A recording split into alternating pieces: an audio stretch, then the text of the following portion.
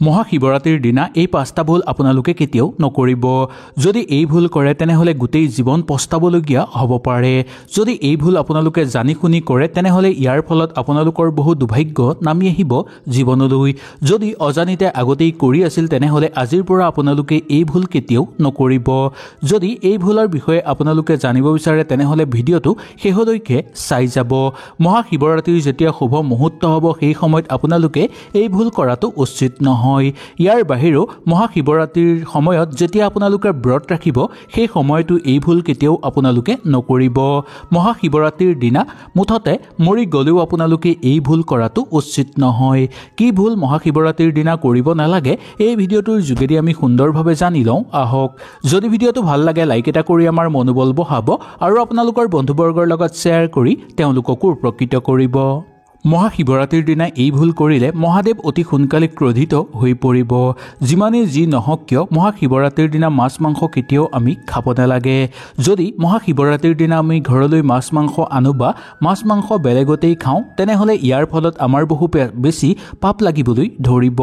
এই শিৱৰাত্ৰিৰ শুভ মুহূৰ্তত কেতিয়াও আমি মাছ মাংস ঘৰত ব্যৱহাৰ কৰিব নালাগে, বৰঞ্চ আমি মাছ মাংস কিনিবও নালাগে।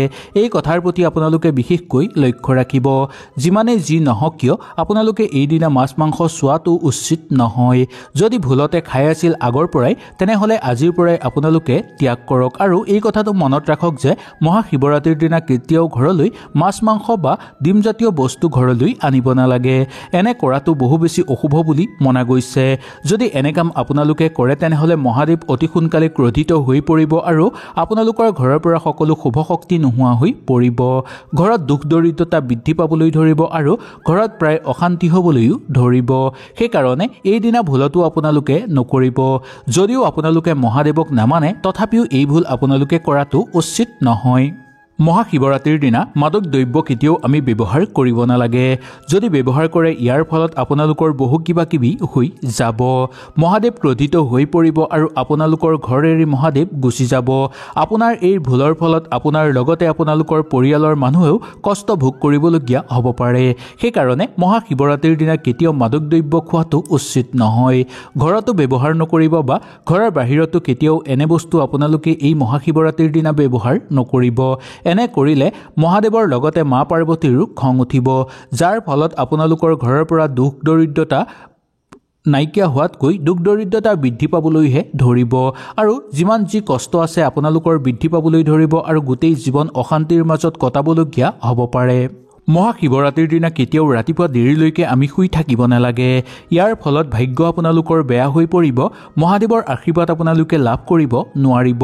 সূৰ্যোদয়ৰ লগে লগে মহাশিৱৰাত্ৰিৰ দিনা আমি উঠিব লাগে। উঠি আমি সুন্দৰকৈ গা ধুব লাগে। গা নোধোৱাকৈ যদি আপোনালোকে খোৱা বোৱা কৰে ইয়াৰ ফলতো আপোনালোকৰ বহু বেছি পাপ লাগিব।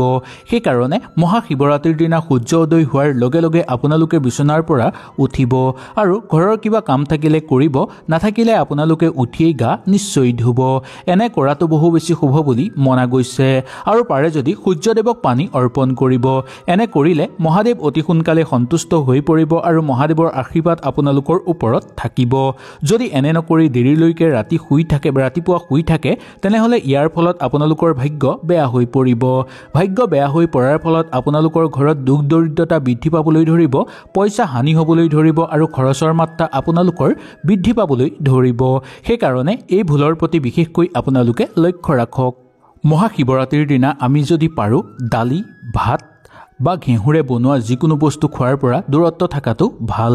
যদি নোৱাৰে তেনেহলে এসাঁজ আপোনালোকে খাব পাৰিব, কিন্তু একেবাৰে আপোনালোকে যদি নোখোৱাকৈ থাকিব পাৰে তেনেহলে ইয়াক বেছি শুভ বুলি মনা গৈছে। এইদিনা যদি আপোনালোকে ব্ৰত ৰাখিব পাৰে তেনেহলে ইয়াকো বহু বেছি শুভ মনা গৈছে। এইদিনা পৰাপক্ষত আপোনালোকে দালি ভাত বা ঘেঁহুৰে বনোৱা যিকোনো বস্তু খোৱাৰ পৰা বিৰত থাকিবলৈ চেষ্টা কৰিব। এনে নকৰিলে মহাদেৱৰ সন্তুষ্ট কৰিব নোৱাৰিব আপোনালোকে আৰু মহাদেৱৰ আশীৰ্বাদ আপোনালোকে লাভ কৰিব নোৱাৰিব। সেইকাৰণে এই ক্ষেত্ৰত আপোনালোকে কিছু ক্ষেত্ৰত চকু ৰখাটো দৰকাৰ। এইদিনা আপোনালোকে ফল মূল খাব পাৰিব, গাখীৰ খাব পাৰিব বা চাহ কফি এনেজাতীয় বস্তু আপোনালোকে খাব পাৰিব। কেতিয়াও আপোনালোকে ভাত বা দালি বা ঘেঁহুৰে বনোৱা বস্তু আপোনালোকে খোৱাটো উচিত নহ'ব। যদি একেবাৰে খাবলৈ মন বা আপোনালোকে যদি নোখোৱাকৈ থাকিব নোৱাৰে, কিবা অসুবিধা আছে তেনেহলে এক টাইম আপোনালোকে খাব পাৰিব। যদি এই শিৱৰাত্ৰিৰ দিনা মহাদেৱক আপোনালোকে সন্তুষ্ট কৰিব বিচাৰে তেনেহ'লে এই দিনা আপোনালোকে কেতিয়াও ক'লা কাপোৰ পৰিধান নকৰিব। এই দিনা একেবাৰে বগা কাপোৰো পৰিধান কৰাটো উচিত নহয়। বিশেষকৈ মহিলাসকলে এই দিনা একেবাৰে বগা সাজ পৰিধান নকৰিব। আপোনালোকে যদি পাৰে গেৰুৱা ৰঙৰ বস্ত্ৰ পৰিধান কৰিব পাৰিব বা কমলা ৰঙৰ বস্ত্ৰ বা যিকোনো ৰঙৰ বস্ত্ৰ ব্যৱহাৰ কৰিব পাৰিব, কিন্তু একেবাৰে ক'লা ৰঙৰ বস্ত্ৰ আপোনালোকে ব্যৱহাৰ নকৰিব। এনে কৰাটো বহু বেছি অশুভ বুলি মনা গৈছে। যদি এনে আপোনালোকে ব্যৱহাৰ কৰে ইয়াৰ ফলত আপোনালোকৰ জীৱনত দুখ দৰিদ্ৰতা নামি আহিব আৰু মহাদেৱৰ পৰম আশীৰ্বাদ আপোনালোকে লাভ কৰিব নোৱাৰিব। আপোনালোকে যদি কমলা ৰঙৰ বস্ত্ৰ পৰিধান কৰিব নোৱাৰে তেনেহ'লে ৰঙা ৰঙৰ বস্ত্ৰও পৰিধান কৰিব পাৰিব। ইয়াৰ ফলতো আপোনালোকৰ বহু বেছি শুভ প্ৰভাৱ পৰিব। ইয়াৰ ফলত মহাদেৱৰ আশীৰ্বাদ আপোনালোকে লাভ কৰিবলৈ সক্ষম হ'ব আৰু মহাদেৱ আহি আপোনালোকৰ ঘৰত বাস কৰিবলৈ ধৰিব। মহাশিৱৰাত্ৰিৰ দিনা পতি পত্নীয়ে শাৰীৰিক সম্পৰ্কৰ পৰা বিৰত থকাটো ভাল। এনে কৰিলে মহাদেৱৰ খং উঠিব পাৰে বা মা পাৰ্বতীৰ খং উঠিব পাৰে। সেইকাৰণে এই ভুল আপোনালোকে কেতিয়াও নকৰিব। মহাশিৱৰাত্ৰিৰ দিনা যদি আপোনালোকে সম্ভোগ কৰে নাইবা সহবাস কৰে ইয়াৰ ফলত আপোনালোকৰ বহু বেছি পাপ লাগিব আৰু আপোনালোকৰ জীৱনত অশান্তি নামি আহিবলৈ ধৰিব, দাম্পত্য জীৱনত কণ্ডল সৃষ্টি হ'বলৈ ধৰিব, ঘৰত প্ৰায় অৰ্থহানি হ'বলৈ ধৰিব আৰু শত্ৰুৰ পৰাক্ৰম বৃদ্ধি পাবলৈ ধৰিব, যাৰ ফলত আপোনালোকৰ জীৱনৰ দিশ বেয়া হৈ পৰিব আৰু সকলো ক্ষেত্ৰতে মানসিক চাপ আপোনালোকৰ বৃদ্ধি পাই থাকিব। সেইকাৰণে এই ভুল আপোনালোকে কেতিয়াও নকৰিব।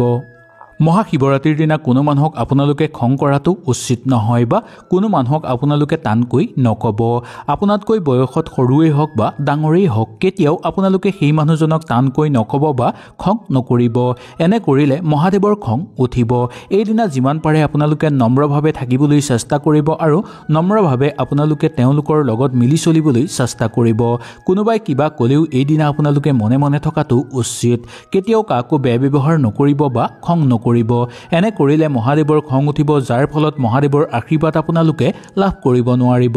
মহাদেৱৰ পৰম আশীৰ্বাদ লাভ কৰিব নোৱাৰাৰ ফলত আপোনালোকৰ সকলো মনৰ আশাও পূৰ্ণ কৰি ল'ব নোৱাৰিব।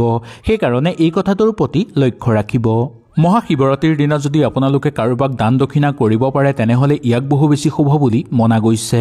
এইদিনা যদি কোনো দৰিদ্ৰ মানুহক ভোজন কৰাব পাৰে নাইবা কোনো দৰিদ্ৰ মানুহক যিকোনো বস্তু দান কৰিব পাৰে তেনেহ'লে বেছি শুভ বুলি মনা গৈছে। বেছিকৈ শুভ মনা যায় যে যদি কোনো দৰিদ্ৰ মানুহক আপোনালোকে কিবা এটা এইদিনা খাবলৈ দিয়ে, ইয়াৰ ফলত আপোনালোকৰ মহাদেৱৰ আশীৰ্বাদ লাভ হ'ব আৰু মহাদেৱৰ পৰা আপোনালোকে পৰম কৃপা লাভ কৰিবলৈ সক্ষম হ'ব, যাৰ ফলত আপোনালোকৰ গোটেই বছৰটো সুন্দৰভাৱে পাৰ হ'ব আৰু আপোনালোকৰ জীৱনত কেতিয়াও অশান্তি নাথাকিব। সেইকাৰণে এই কথাটোৰ প্ৰতি আপোনালোকে বিশেষকৈ লক্ষ্য ৰাখিব। যদি আপোনালোকে মহাদেৱৰ পৰম আশীৰ্বাদ লাভ কৰিব বিচাৰে তেনেহ'লে এই কথাকেইটাৰ প্ৰতি আপোনালোকে নিশ্চয় নজৰ ৰাখিব। এই পাপ আপোনালোকে কেতিয়াও নকৰিব। যদি এই পাপ কৰে তেনেহ'লে আপোনালোকৰ জীৱন ধ্বংস হৈ পৰিব বুলি ক'ব পৰা যায়। হয়তো এই ভিডিঅ'টোৰ যোগেদি আপোনালোকে সুন্দৰভাৱে বুজি পালে। যদি কিবা অসুবিধা পালে নিশ্চয় মোক তলত কমেণ্ট কৰি জনাব। তেনেহ'লে আজিলৈ আপোনালোকৰ ওচৰৰ পৰা বিদায় লৈছোঁ। কালিলৈ পুনৰ আপোনালোকক লগ পোৱাৰ প্ৰতিশ্ৰুতিৰে আজিলৈ নমস্কাৰ।